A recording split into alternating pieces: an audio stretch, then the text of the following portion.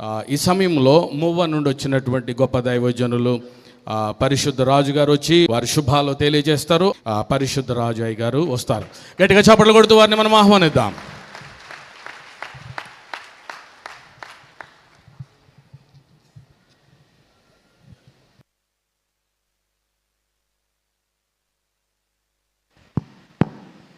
మన ప్రభువును గణరక్షకుడునైన యేసుక్రీస్తు వారి శ్రేష్ఠ నామంలో మీ అందరికీ వందనాలు. పెద్దలంతా అన్నోళ్ళంతా ఉన్నారు వేదిక మీద, దైవజనులందరికీ వందనాలు. నన్ను ప్రేమతో ఇక్కడికి ఆహ్వానించిన ప్రియ దైవజనులు లాజరస్ అయ్య గారికి, కమిటీ వారందరికీ వందనాలు తెలియజేస్తూ,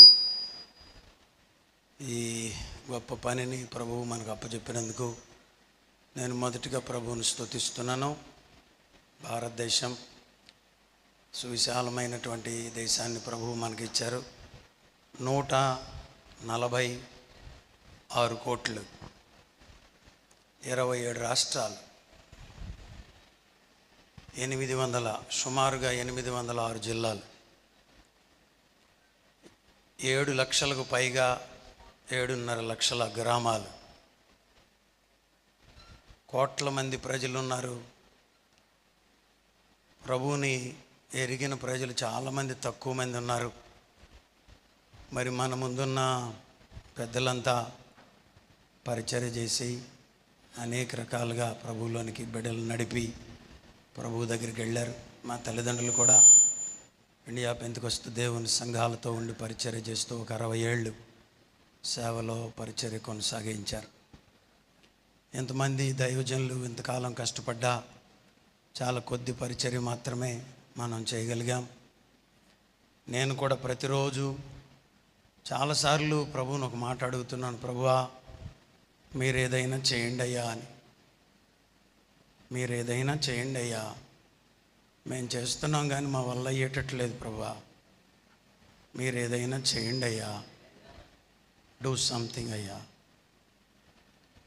వాళ్ళేమో ద్వారాలు మూసేసే ప్రయత్నాలు చేస్తున్నారు, సభలోకి జరగవని కొంతమంది సేవకులే ప్రవచనాలు చెప్తున్నారు.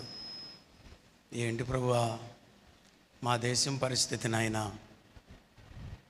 ప్రభు ఏదైనా చేయాలి. ప్రభు పని కొరకు మనం ఎదురు చూస్తున్నాం. దావీదు వెళ్ళాడు, పరిస్థితి చూశాడు. వాస్తవంగా వేరే పని మీద వెళ్ళాడు, కానీ పరిస్థితి చూశాడు. తిండి అక్కడ బారేసి నేను చూస్తాను వాడి సంగతి అన్నాడు. అన్నలు ఎగతాళి చేశారు, హేళన చేశారు. రాజు అన్నాడు, నువ్వు బాలుడు కదా, నీ బలము చాలదు కదా అన్నాడు. అప్పుడు చెప్పాడు, అవునయ్యా నేను బాలుడినే కానీ నేను గొర్రెలను మేపేటప్పుడు సింహం వచ్చింది, చీల్చేశాను. ఎలుగుబంటి వచ్చింది, చీల్చేశాను.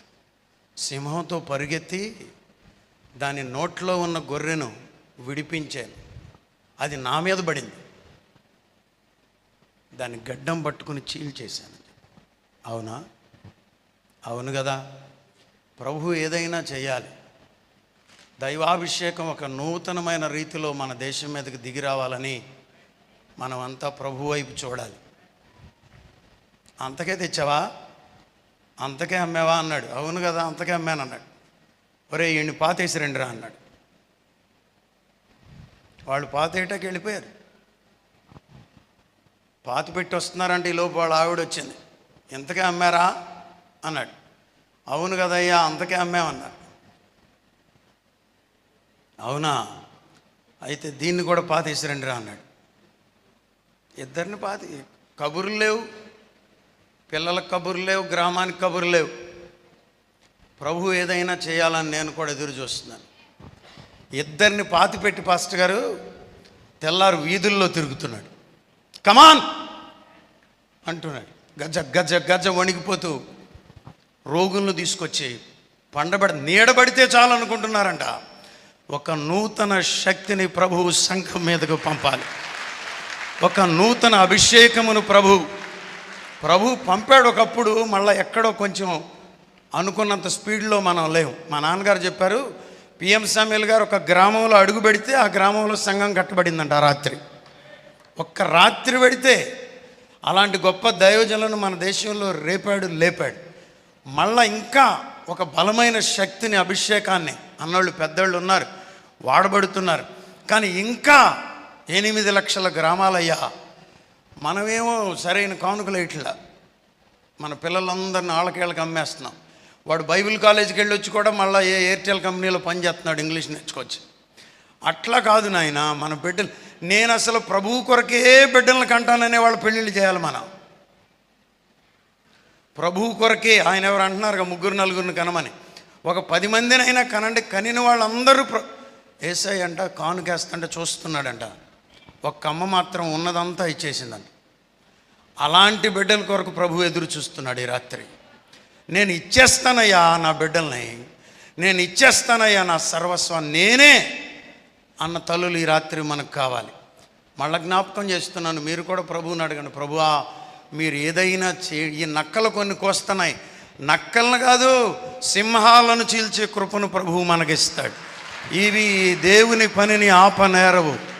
సంఘము ఎదుట పాతాళ లోకపు పునాదులు నిలువ నేరమని ప్రభువు చెప్పాడు. దేవుడు మిమ్మల్ని ఎన్నుకున్నాడు. ప్రభు కొరకు పరుగులెత్తండి, ప్రభు కొరకు ఏదైనా చేయండి. అట్టి కృప దేవుడు మనకు అనుగ్రహించునుగాక. Thank you, God bless you. అన్నోళ్ళు ఉన్నారు, నేను మాట్లాడకూడదు.